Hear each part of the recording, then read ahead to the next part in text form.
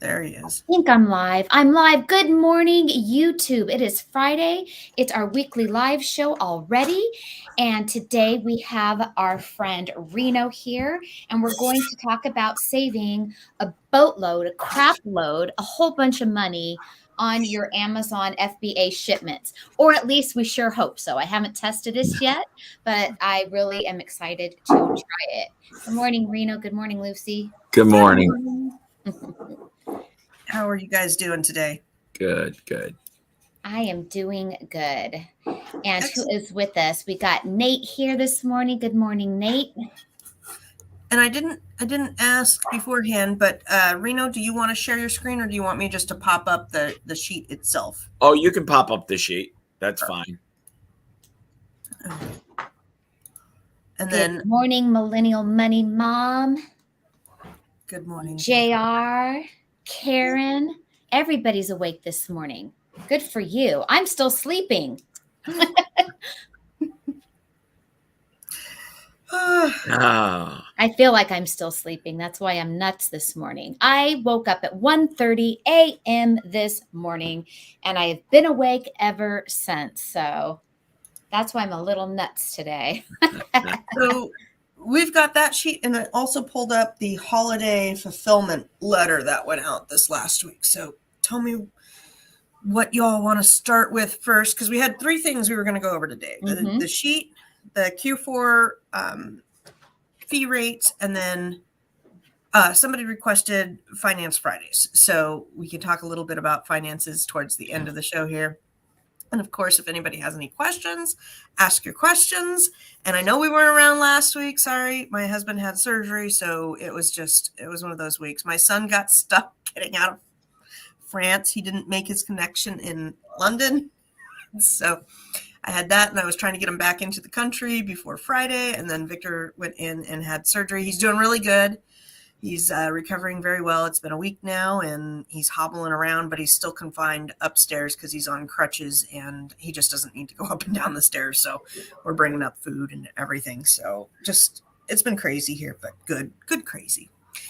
So let's do the sheet first, and then we can go into Q4 stuff, or what do you think? Let's do the sheet first, because this is the most exciting part of the show, in my opinion. And I was watching a YouTube video, I think it was a week ago, and the YouTube channel is Ask Jimmy Smith. And he put out a video on dimensional weight and how all of us have been losing money for quite some time. And I had no idea. Some of you may know Jimmy Smith. He is the teacher of the Replens course that a lot of people got to know and love, of getting on the Replen bandwagon. And he just released this video this week, and he is giving away a free Google chart that Reno is going to help explain to us, because at first I couldn't get it to work. So if you want to watch Jimmy's video where he goes over this chart himself, which is where we got it from and got this idea from, go ahead over to his channel. Other than that, you want to jump in and show us how this bad boy works? Sure. Yeah, and do sign up for his list. You just apply to him, and he sends you an email, you confirm it, and then you can download his chart, which is it's a great chart. I haven't tested individual boxes yet just to confirm it exactly, but it makes sense. I talked to a FedEx rep the other day, and he said that's the way they do it. So what he shows is, and he shows a variety of boxes. You can customize this list to whatever you want. The description's right there. So he's just got a basics, the Lowe's medium boxes, some of the Walmart boxes, some of the Uline boxes. And we all know the maximum weight we can put in is 50 pounds.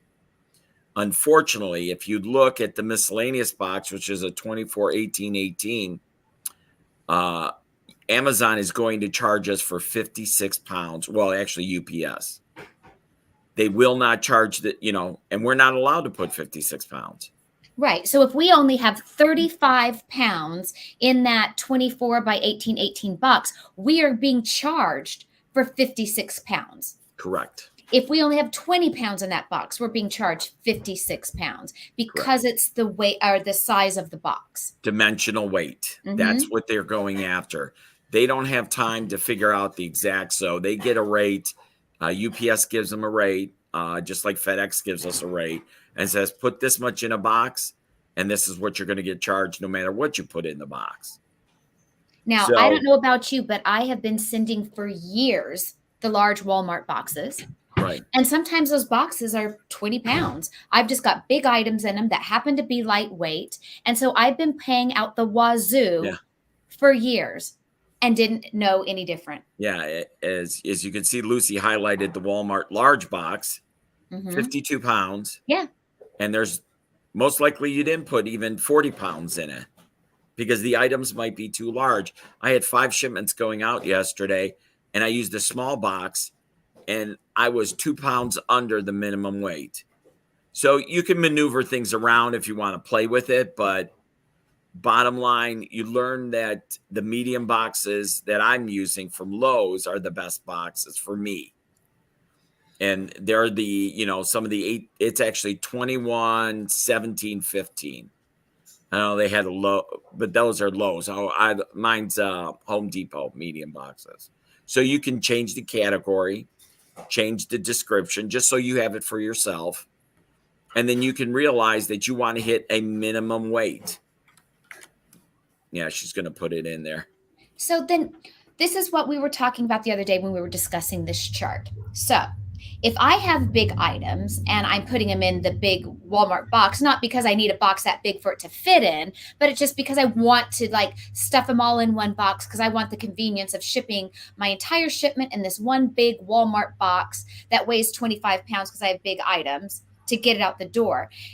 Am I better off using 3 medium boxes and now having 3 boxes that I'm shipping off with those items versus putting it all in that large box? In the end, does the math end up about the same regardless of me being charged the higher weight? Or am I really saving that much more by putting it across 3 boxes? Yeah. And according to his listing of the dimensional weight, you are better off going in the more medium boxes, especially if you're under the 50 pounds.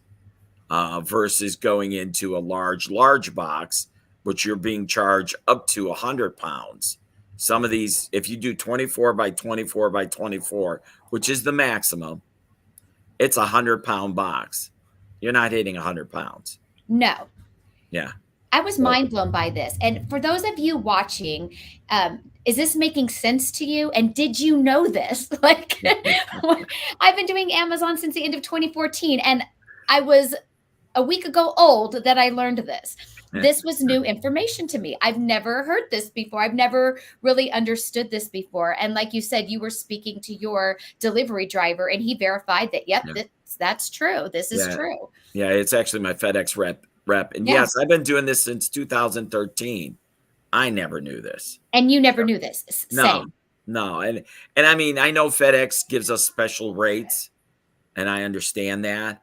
I didn't know that Amazon, I thought the special rates they gave us were special and they went by the weight. But apparently, according to all this that we have here in front of us, they set it up by the size of the box.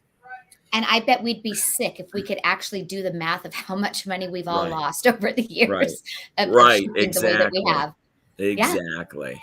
So you can put all that information in there and on the left-hand side. Now, so you go on the right-hand side where Lucy is right now, and you're putting in your actual dimensional weights versus you're going to see what your billable rate is versus what your actual weight is. So you can see she's putting in, like for the 45 for the 50-pound one, even the 22-pound one, the 20 line number 8 as an example. She's only putting 22 pounds in there, but she's being charged for 35 pounds. Right. So Nate asked to do a 15 by 15 by 15 box, which is right here. So you're going to get billed 25 for a minimum, which the way you read this is if you're shipping 10 pounds of stuff, you're going to be like, whoa, that, I don't want to pay 25 pounds worth of stuff if I'm only sending 10. However, if you are shipping 40 pounds worth of stuff, then that's fine. You're going to put in 40 and you'll get charged for 40 because you're going to get charged the higher of the two. If you're going to put 40 pounds in a 15 by 15 by 15, you're doing it good. You're correct there. Right. You're not going to, if you need to ship out 100 pounds worth of stuff, you're going to pay at least 100 pounds worth of stuff going out. You're not going to be able to say, but what we're trying to say is if you broke up that 100 pounds and all of a sudden now it's 150 pounds worth of billable weight, you're now paying 50 pounds extra that if you just change around some box sizes, you can get away with not doing that. Now, Lucy, is 2416 by 19 on there? I didn't see that one at a glance because that is the box that I use all the time. And that is the Walmart Pin and Gear large box. 3 pounds over. 3 pounds over. So 53. And you're going to get charged 53 every time. You'll always be charged the higher amount, no matter what. If you put 10 pounds and they say you're going to be charged 20, that's what you're getting charged for. But if you put 40 in a 20, if it says 20 pounds and you put 40 pounds in, you're going to get charged the 40 pounds. It's always, they'll never lose. Yeah. You're the one who's losing. Yeah. Always. Let's put it straight here, But you can see that Tina is losing 3 pounds. Well, if you even hit 50 pounds on every box. On average, my boxes weigh 33 and I push it to only 48 because sometimes they go over 50 and we take stuff out. I stop at 48 because I'm afraid. I'm afraid to do 50 because it may be 50 on my scale, but Amazon gets it and it's 51 and then they charge me a boatload of money for going over.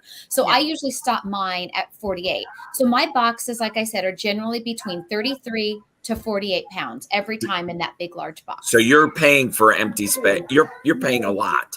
Yes, I am. And you're not getting what you paid for. That's right. So, that was so eye-opening to me. And that's why I say I have lost a boatload of money over the years because I've always thought it was smarter to get a whole bunch in one box. Plus, I don't want to be having to ship out a bunch of boxes. I'm always afraid of Amazon losing one box. You have all of these boxes in one shipment, right? Because you have to divide it amongst many boxes. Right. And it seemed to me that, it'll take Amazon forever to check it in, or they're going to check in 2 boxes and they're going to have lost 1 box. I thought I just want it all in one. I thought I was being smart.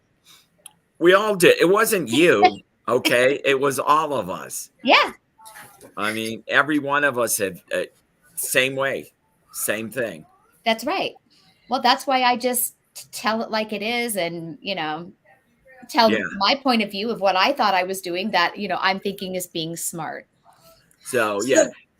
And if you look on the chart on the right-hand side and scroll down, and you'll see that your actual weight is 226, but you're being charged for, was that 6 or is that 879? 679. 679. So you're twice the amount. No, 3 times the amount. 3 times the amount. Yeah, is what you're being charged if that was your shipment. Yeah. It's just disgusting. Yeah. It is. And we learned about this, 2 days ago or something. And I haven't watched the video. It's on my to-do list. But I'm trying to think how we could prove or disprove this because it's very difficult to kind of see. Single shipment. A single shipment. That's the only way to do it. And when you're doing the shipment through Amazon, you can say, okay, I want to do it. And it's a 12 by 12 by 12 box.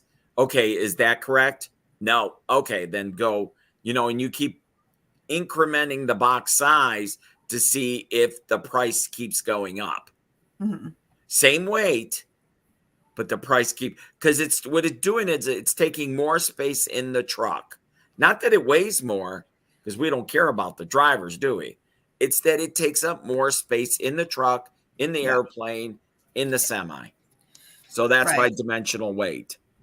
I'm gonna have to get in and I'll play with somebody's account and Oh, okay. maybe I can share that within one of our Yeah, groups. that would be I can get great. in. Yeah, And I would. If I can screenshot it, I will too. But I don't know. I'm just curious for my own good. Yeah. Which, yeah. When we were talking the other day about this chart when it came out, I brought up the point that when you are shipping, and this comes from mostly my eBay business, I will ship a lot of things in the flat rate padded mailer, heavy things, because if I put that same heavy thing in a small, size box, it will weigh, and I'm making up numbers right now. It'll cost me $20 to ship this heavy thing. But Yeah. if I can put that same heavy thing and it fits in a padded flat rate mailer, I'm paying under $10. And so that theory proves to be accurate with flat rate shipping with the post office. Yeah. You're talking about a padded mailer, correct? That's right, like a padded mailer, or even with the post office, they have medium flat rate boxes, they have large flat rate boxes, and it says on the box, I think you can go up to like 50 pounds or 70 pounds or whatever it is. Yeah, it's like 70 pounds. It's on the quite a padded bit in the mailer, flat I rate. think it's up to 70 pounds. Yeah.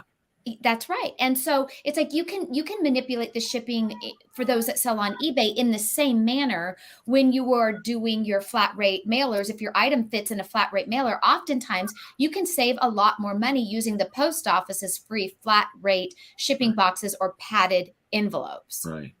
We need to confirm this because I can see someone's asking that question there, that we need to confirm that we're taking his word that everything is set right. Well, and it's, I mean, I'll try to do it when we're talking about other things here. Okay. I'll dive in at, if you see me doing that. But Millennial Mom, nice to see you in here. Yeah. She says, Tina, does this mean you won't use large boxes anymore? I think I probably am still going to use them, but I'm really going to test this theory out, over my next shipments and go down to some medium boxes. I'm going to actually play around with it, to be honest with you. So I am going to maybe I'll even do 2 shipments, especially with ASD coming, and I'm going to be getting a whole bunch of the same items. I'll create 2 different shipments in Inventory Lab, and maybe I'll do like 50 of them in one shipment using a large box, and then 50 of them in another shipment using, batching it out in medium boxes, and actually do the math and see, did it really make that much of a difference or not? I'll be a case study, and you guys be case studies and let us know, because I really, really want to put this theory into action and have actual numbers, incorporate it into your Finance Friday, and give us feedback on that. I'm clicking fast here in somebody else's account that I manage. So, and then we had, where we go? I'm clicking. I'm clicking. Okay, I'm going to click over here. So Amy says, I'm so glad this topic is being discussed. I couldn't believe how much it cost me the other day to send 6 pairs of shoes in a medium box from Walmart. Yeah. I know sometimes I had a shipment last week that cost me an arm and a leg. It was so outrageous. I think I even messaged you about it, Lucy, didn't I? I was so mad. I was aggravated. Amazon usually always sends my shipments here within my own state or either 2 neighboring states to me. And not only did they not do that, I believe my shipment went to Illinois. It went somewhere far away. And it was outrageous. I paid I think it was $75 or $72 for a single shipment.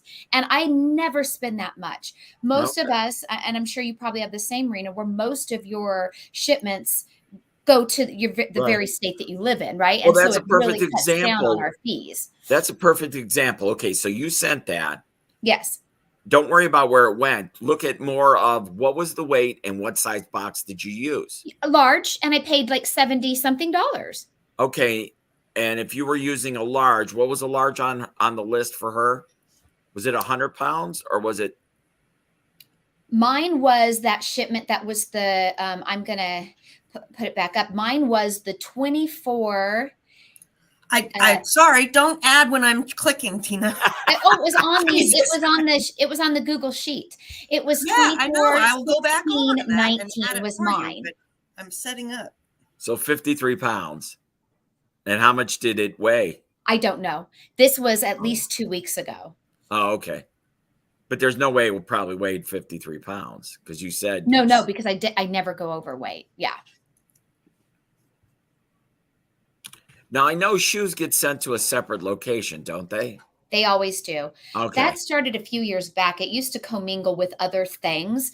And now you'll find if you're creating a shipment where you have hodgepodge things because you've been out shopping at Burlington and Ross and Marshalls and you just have those are what I call my hodgepodge shipments. A little That's of where this, I'm a little heading of right that. now. So right after this, I'm doing my hodgepodge. Okay. And if you have anything that's like shoes, I mean, they could be a pair of slippers, they could be, tennis shoes, whatever it is Right. for the feet, you'll find that if you only have one of those in your shipment, Amazon, when you're shipping it out in Inventory Lab, will create a single shipment for just that one pair of shoes. So if you are buying shoes, that will always happen. You want to wait till you get at least enough of them for them all to go into one box. She's all excited. I got my numbers up now. So this is just one. I mean, this is one. So like, obviously you'd want to do more testing. Yeah, Amazon did used to see that. I remember that back in the Yes. Good morning, April. Okay, so here's just the quick comparison that I did. I did both 20 pounds, but one box I did a 24, 18, 11, and one I did a 24, 24, 24. And the smaller box is $8.97. The larger box is twice as much. It's $16.24. So there, yeah. So both are 20 pounds. 20, you can see 20 pounds, same amount of units. 20 pounds, same amount of units. The only difference was these two boxes, and this one was, what did I just say? $8.97. So this one was $8.97, and the other one was $16.24. Twice the amount, just about. There you have it. Going to the same location from the same location. Yep. So his formula does work. It does work. And then how often have you guys, I've had my big Walmart boxes, and now how often have you guys done what I do? It doesn't fill all the way to the top. So I have my box cutter, right? Where then we resize it, but it still is that long 24-inch on that longest end. It's still giving me the overpriced dimensional weight due to that 24-inch side, even though I've shrunk it down. But if you shrunk it down, then you could put a new measurement in. You are putting in a new measurement. Right. However, yeah, overall, I mean, if you need to, you resize the box. We all resize them. I mean, yes. But again, Lucy just showed that formula is correct, whether it's exact or not, but it's still double the price. Yeah. And for Q4, I just ordered a whole bunch of large boxes from Walmart. Oh, cutting them down. You can return them, though. I mean, it's kind of a pain in the butt, but you can return them. I have no problem. Oh, my gosh. Does anybody know? This one has been bugging me. So to get back to active workflows, the only way that I have seen pathways-wise is to go add more inventory and then get back into the active flows. Because the active shipments are no longer on your shipment page, which has been irritating, and it's been about 3 months that I've been irritated with it.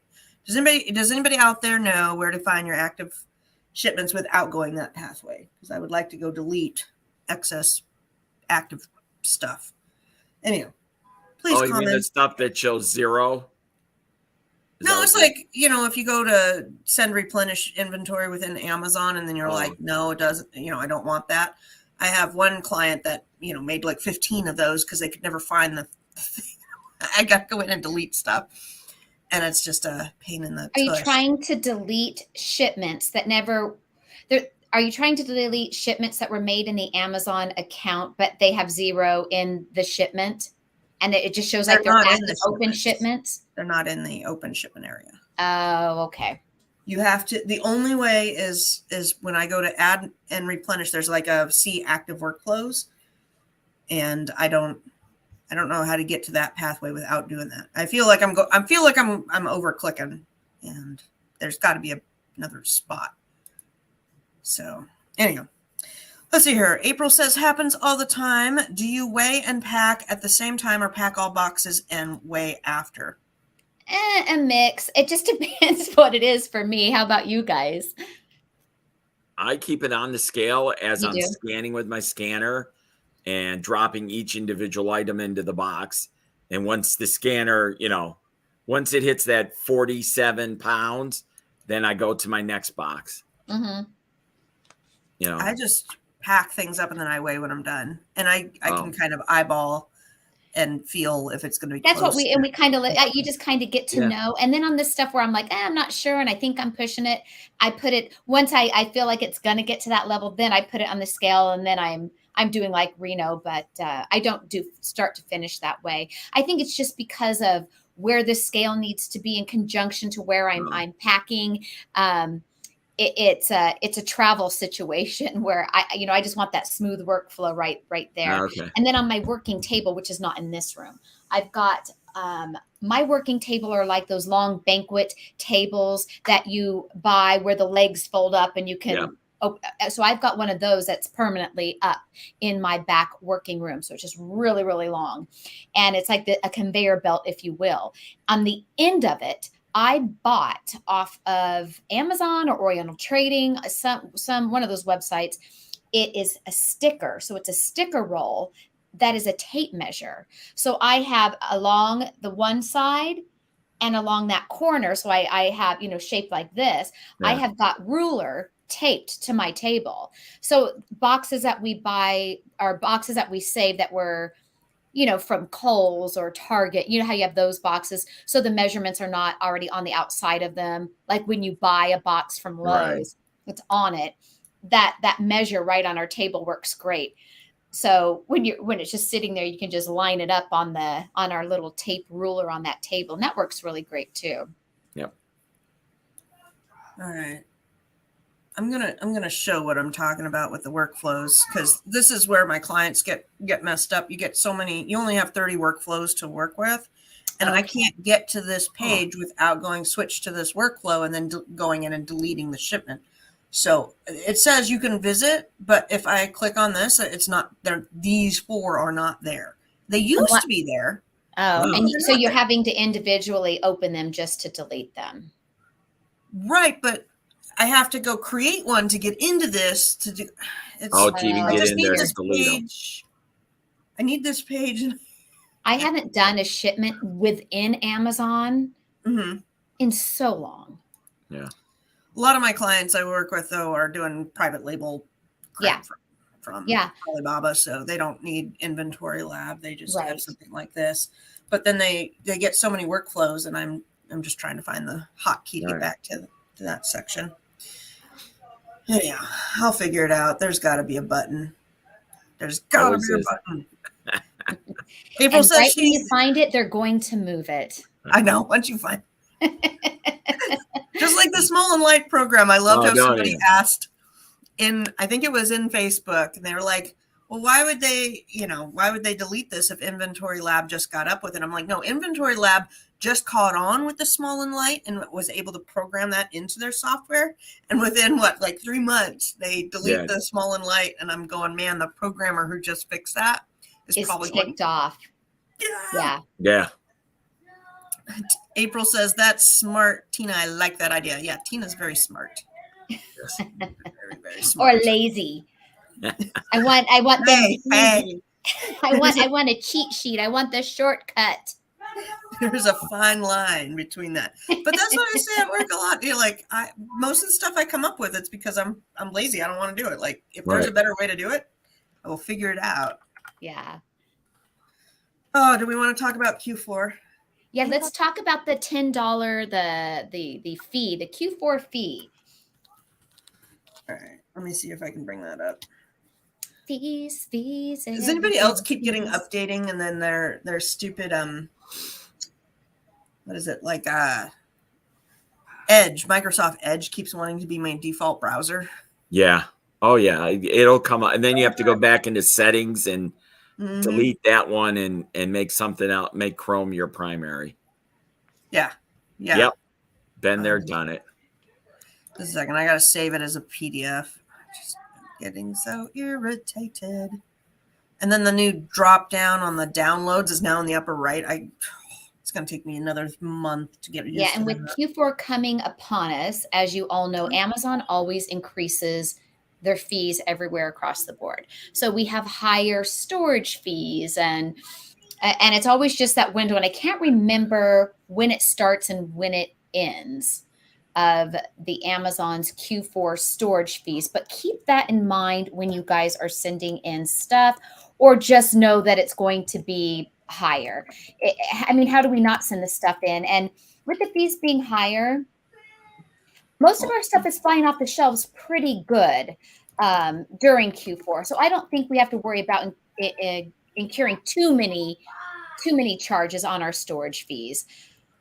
Okay, I got after much manipulation, I got it up, and I might even have to go a little bit. Can anybody see that? Yeah, I can see it. You see that? Okay, I'll do one more plus. There we go. So everybody should have gotten these emails. And if you're not getting notifications, go into your notification settings and play with them. I do two types of manipulation with my notifications. Some I like to get. I like to know when things are received, when listings are made, but those are very spammy. So I then on my Gmail side have them filter into an Amazon folder. So if I ever need to go see when did I create that listing or when did that shipment get checked in, I can go and find out that information. Because let me tell you, if Amazon messes with things, you will lose your SKU, you will lose that valuable paper trail if you have to fight Amazon cases. But on the other hand, man, Amazon will spam the crud out of you with all sorts of junk. So annual holiday fulfillment will be October 15th to January 14th. So 3 months. Yeah. So we have 3 months of it, and then comes Returnuary. Yeah. Yeah. And that's just a bunch of different fees. Fees are unchanged from 2022 for US and Canada. So that's interesting. Amazon's average fees will continue to be 30% less expensive than slower standard shipping message on other logistics provider. Yeah, whatever. Thank you, Amazon. Do you want me to kiss your feet now? This is the big one right here. The holiday peak fulfillment fee will apply to US FBA, remote, multi-channel, except for US FBA items priced under $10. That is the caveat chunk of information that I was like, oh, okay. Anything which is going to be equivalent to what small and light items are, because nobody has a big heavy item priced at $9.99 or $10, because the fees alone on a heavier item is going to be $10. So what used to be your small and light is going to be really great for selling during Q4. So think of all of those small Christmas items, like Christmas ornaments, and there's a lot of goodies to buy out there during the Q4 season that are small and light. So I will have to make a note before October 14th, go through any of my inventory, and anything that is in that, I'll say $8 to $12 range, price adjust it to $9.99. So I'm not getting the massive fees, and I can clear out. And I'm going to do that for any inventory that needs to clear out, because I have some stuff that I'm like, oh, I just need to get rid of it during Q4.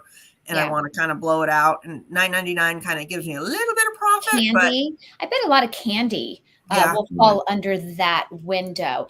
And candy, now we have to send in candy so late. Last year, I remember it was so late, it was pointless to send in Halloween candy because it wouldn't even be there in time for people to buy it and get it for Halloween. And when is that? Is it like, I want to say it's like October 14th is when we can send in meltables.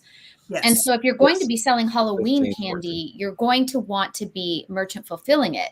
And Halloween is starting to hit the shelves.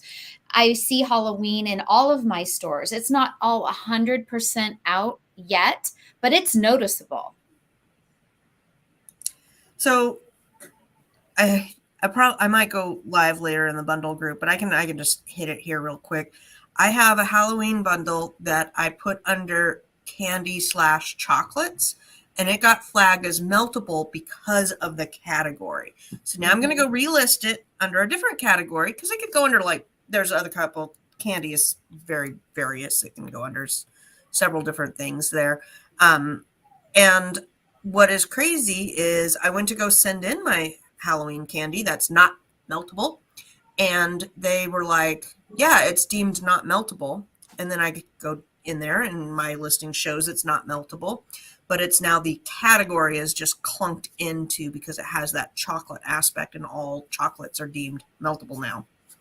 Yeah. But they want everything. In fact, this was so crazy. I don't know if I sent it to you last night, Tina, but I'm going to pull it up and show exactly what they're wanting. They want basically a letter from here we go. I'll get it exactamundo because this was just nuts. In order to proceed letter. And then they sent me a reminder. You have not complied yet. Yeah, no, I'm not going to. I'm just going to redo the listing here. In order to proceed to classify this as non-meltable, we require additional documents from you. This is a letter from the manufacturer keeping these points in mind. The letter must be directly from the product manufacturer. The letter must be on the manufacturer's letterhead. The letter must specify the manufacturer's contact name with corresponding email and phone number. The letter should explicitly state that the products maintain integrity when exposed to temperatures reaching 155 degrees. There's no manufacturer that's going to do this for me. No. Are you kidding me? Are you kidding me? Yeah, and the letter can directly address the ASIN's stability in high temperatures. They would laugh at me if I went to them and said, could you write me a letter with all this? That is a lawyer's nightmare. No company wants to put any of that crud in writing. Right. Because there's no benefit for them. It's only negative. They're only taking on negativity if they promise something and they can't deliver or they haven't tested it or whatnot. And they're not going to pay to test to make sure that it has high integrity and high temperatures. It's not worth their time. And we know, well, look, marshmallows don't do well in Vegas, do they? No, because I had some delivered here not long ago and they arrived as they could have been this mouse in a bag. And it was just like a marshmallow. You could have cut it up. Yeah. Oh, no, they won't do that. No one's going to do that. And April says, I made a bundle yesterday. It's not in my inventory as of yet. I can't remember where I will find it if not approved for some reason. So if you created a bundle and it's still not showing up in your inventory, I would check in the draft because there maybe was something wrong with it, especially if it's been overnight and it still hasn't popped in. It doesn't pop up right away, but it could very well be stuck in your draft. Also, a lot of us get defaulted to active inventory. You need to click inactive, incomplete, and also check your fixed stranded. So checking a few different places there because sometimes it winds up. But I have had straight up bundles that I have made and then they just don't go through. Yeah, I've had that happen. It's like your account gets a glitch or something. All day it will do that. And it's like, you know what? We're just not making listings today. Yep. Yeah, there's been a massive amount of glitches going on. I still am dealing with 2 Fiverr clients that have glitches with their account. One is product based and one is their account based. The one that's account based, they can't join the FBA program. We've registered 55 times. I mean, it's just ridiculous. And I get on the phone with these reps and the reps are like, well, did you register? Yeah. Yes, I have registered many a times. And then they go through, it takes about an hour. And then they're like, oh yeah, it's a glitch. We'll send this up to either the internal team or the technical team. And then I get the generic response of, well, did you register? So it is an infinite loop. There is a place in hell that is an Amazon customer service loop. I'm pretty sure. They have that room down there. And then the other guy, his book, the manufacturer was updated, but it's not showing the update on the back end. It shows it on the product detail page. So I can't make any other updates because it says that it's conflicting information. So we have deleted that ASIN and I'm going to push a flat file at 4:30 today. So that should fix most technical glitches with things. It better, because I'm tired of dealing with this. I'm tired of dealing with Amazon. I was a little spicy with the rep yesterday. I called them like, can I get the catalog team? You need to explain the problem, ma'am. Yeah, I'm having a problem with the catalog. You need to explain the problem. No, I don't, because I'm not going to explain it 2-3 times. I'm going to explain it once to somebody that can help me. And she was like, well, you didn't adequately, tell me what the problem. I don't care what I adequately did for you or not. Transfer me. Transfer me now, please. You cannot help me. I already know you cannot help me. But yeah, Poi is a new rep that was pretty good yesterday. If you are getting, she's on the feed file team. So I got to mark that one down. Poi was very good on the phone. Tier one. I don't do well with tier 1 peoples. No. Anymore. They're reading. I told one guy, I'm like, you need to stop reading from your script to help me, because I've been through that already. I know your script. We are beyond the script here, people. Well, they can't figure it out. Yeah, they can't go past that.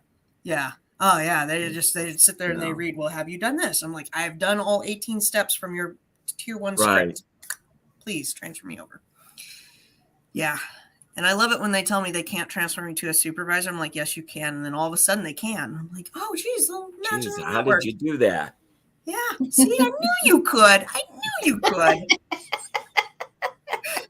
Don't tell me you don't have the ability, because now you seem to find it. Oh, my God. That's funny. Oh, I know. It is amazing. Did we have a last topic? I felt, yes, was that Finance Friday. We're getting there. It's Finance Friday. I didn't even look. I wasn't prepared that I was going to have to talk about Finance Friday. And is there something I'm supposed to be telling about Finance Friday? It was from the Live in the Bundle group. Somebody said something about talking about Finance Friday. But why don't you go over what you do on Finance Friday, just kind of the steps, and then I'll go over what I do, because I usually do it on Thursdays, but I didn't do it. So now it's Finance Friday for me too. I wish I had some fancy steps for you guys. I nickname my days of the week because they're assigned to tasks. So Friday just happens to be called Finance Friday, and Wednesday happens to be Wednesday Wash. I do these things because it makes mundane chores fun and you remember them. So on Finance Friday, what I do, it's not fancy. I wish I could sound like I'm a genius, but I have a drawer in my desk where I keep my budget book and things that I need to do my finances. And on the top of my desk is where all my receipts and things pile up through the week. I take that pile and my book out of the drawer and I sit at the kitchen table. I sit at the kitchen table instead of the desk because I like to. It also makes me feel like I'm not at a desk doing work. This is just what works for me. And so I sit at my kitchen table and I, have a bowl of cherries and a cup of iced tea. I'm trying to make this like a fun event because nobody likes doing math. Nobody likes paying bills. And so I sit there and I'm doing personal and business simultaneously. So I go through my pile of receipts. Personal goes in the personal pile, business goes in the business pile, and so on. Then I start usually with the business ones because, believe it or not, my business finance portion is faster because I have a bookkeeper.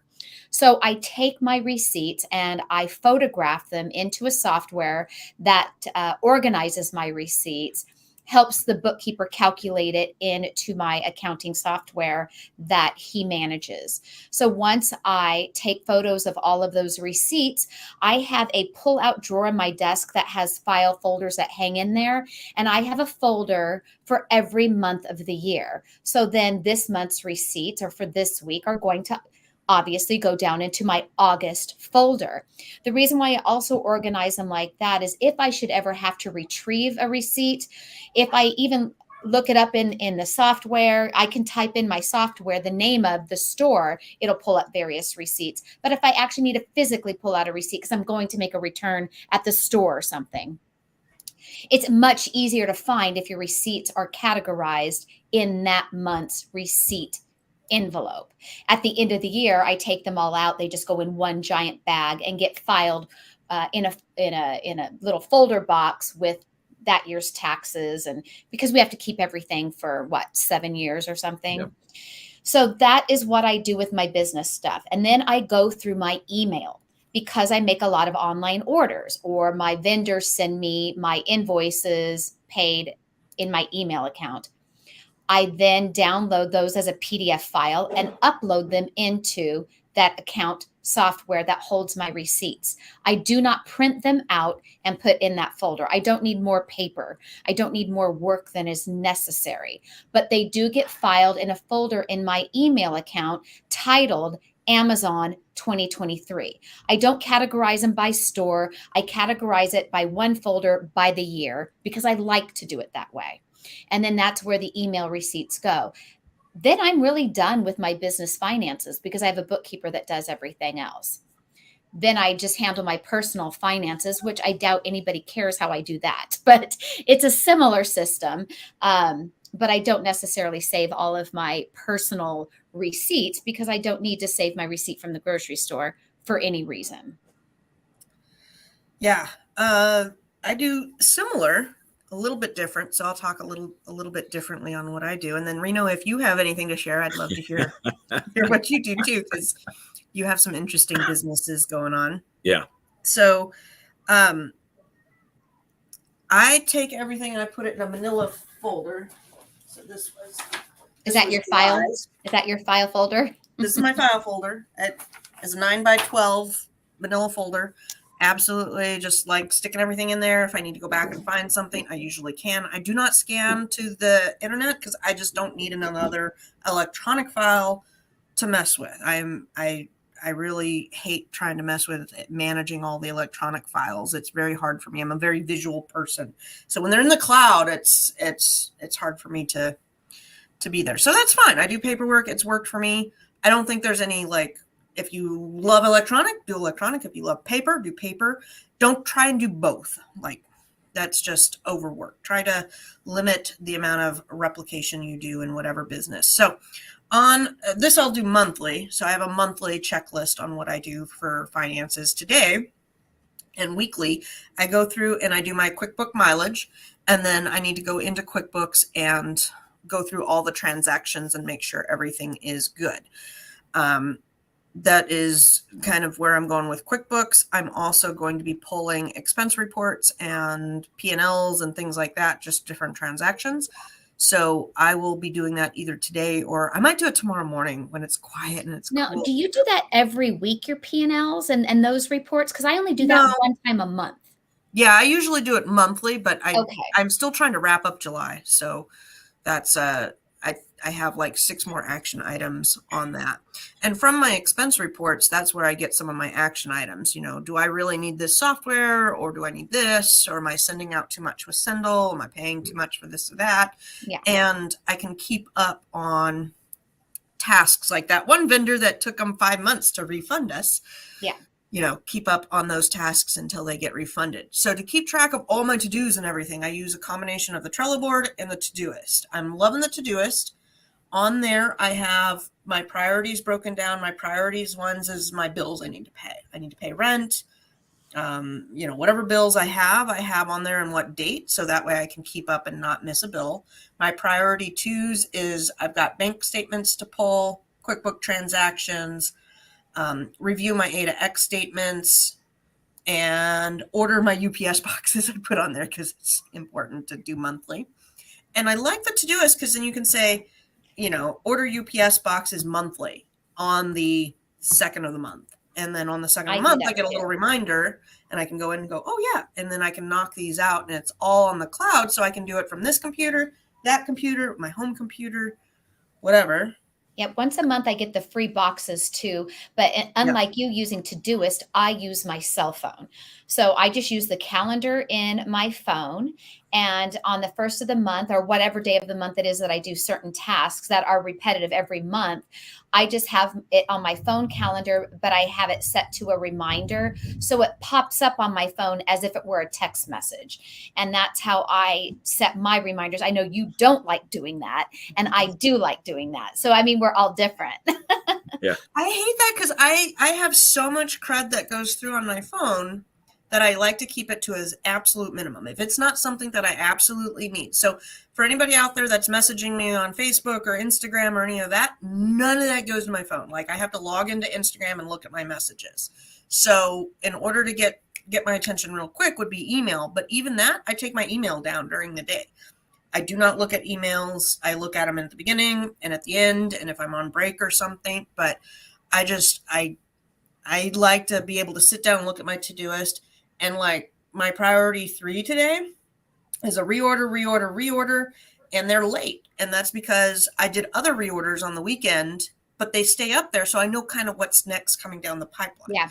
Like if I need to pay my bill next Wednesday, I want to kind of see that's coming up, but maybe it makes sense to pay it on Sunday. Maybe it makes sense to pay it on Monday or whatever it may be. And then my priority 4s are like I damage out returns on Friday, optimizing listings, looking at your advertising, things that if I had to push it off because like my husband had surgery or something, then I can just click and push it off a little bit.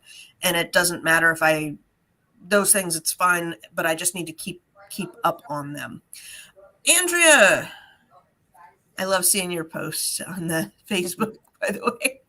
She's always at the beach and fun places. My new listing, the key product features keep disappearing. Yeah, that can be a problem. My advice would be to do a flat file. And if they are continuing to have problems, delete the listing, wait 24 hours, re-upload with a flat file. That's the way to fix most Amazon really bad glitches. The reason it's happening though is Amazon keeps recategorizing stuff and you lose your bullets. You lose your nodes. And that's super irritating. I have lost a lot over the last 6 months, and they don't tell you when it happens. You just kind of gotta be looking at your inventory, and if you notice something's not moving, do a quick node check and or bullet point check. It's irritating. I don't have a better answer for you. I wish I did. April says, when I get to vital information, I keep getting an error for unit count. Trying to bundle now. Happening yesterday. Went back. I think I know what she means. Yeah. It's because you're not using the right count unit for the product. If I sell a bottle of soap, it has to be in fluid ounces. It cannot be in ounces. It cannot be in grams. It cannot be in unit count. It can't be in count for count. You have to use the appropriate one for the product you're listing. So see what your category is on your flat file. If you don't have a flat file, go get one for that category.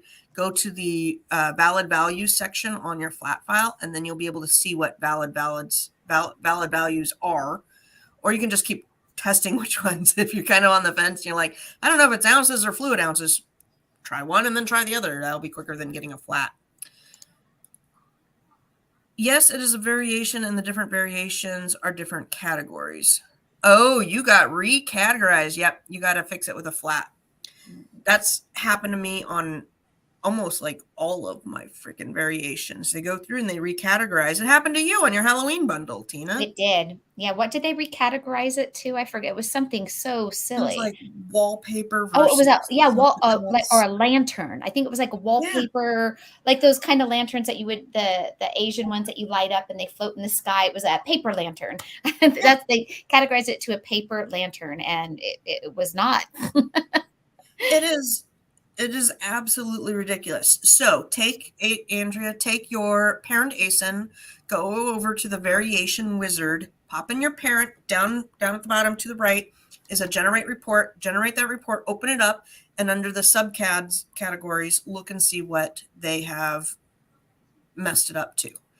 And they're doing this to fix things. Like, if you fix one more thing for me, I'm getting really irritated with you fixing crud, Miss Amazon. I'm going to show this flat file just to have something to look at. Present, share screen.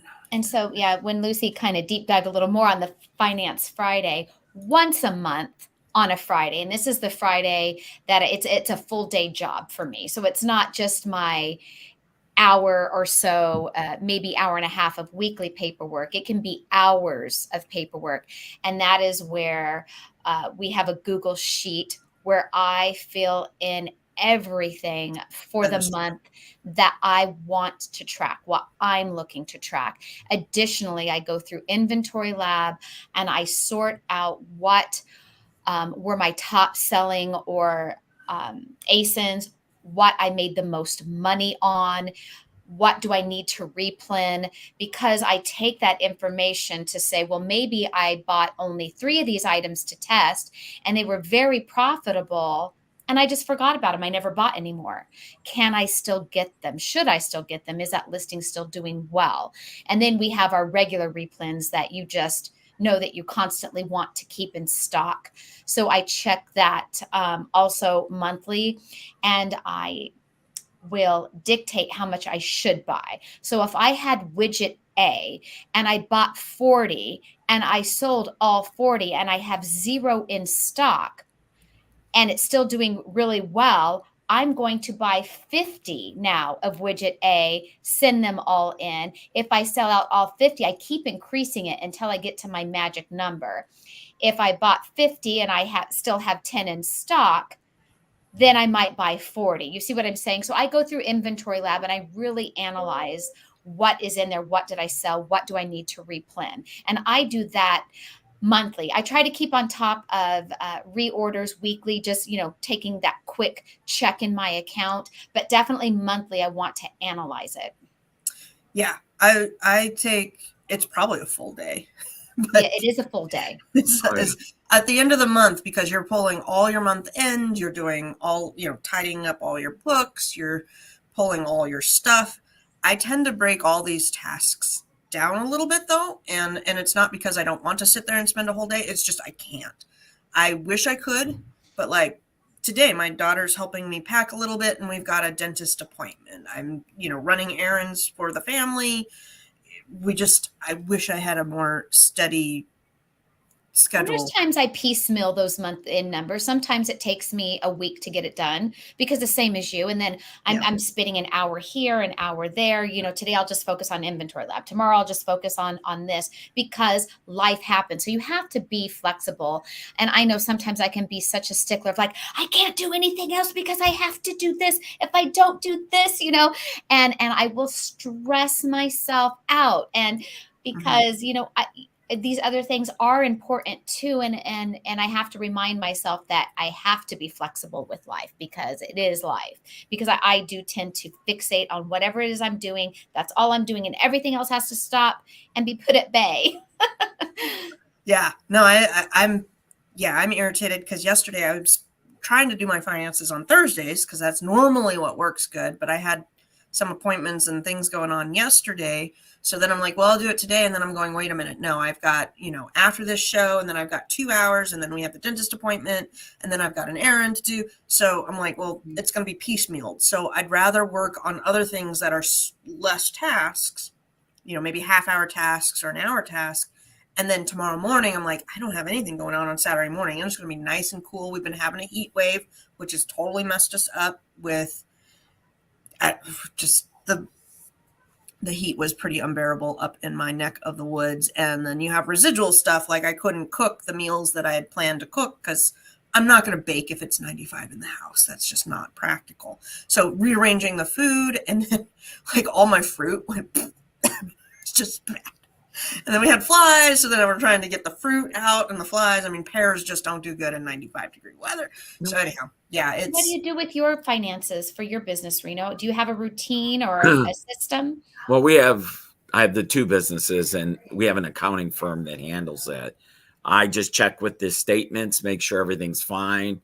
And generally, like you do with the replens, I just double check all my replens, make sure, do I need to go to the store? Do I need to go get this? Do I need to order this at Walgreens or that? I use more, I'm learning more about seller board.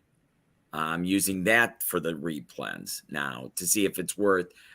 While we were talking, I was just looking at it, and there's certain items that, now I got to be on the lookout for that because it was a hot seller and I no longer have any more.